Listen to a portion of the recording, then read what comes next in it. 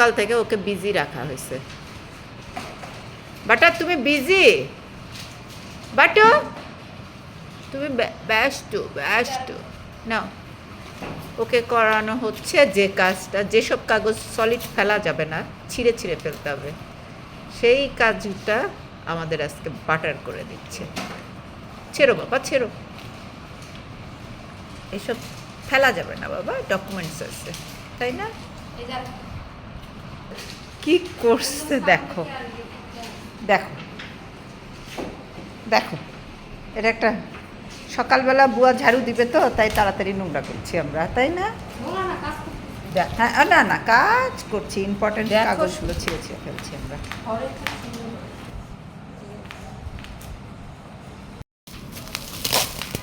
ওরে আল্লাহ।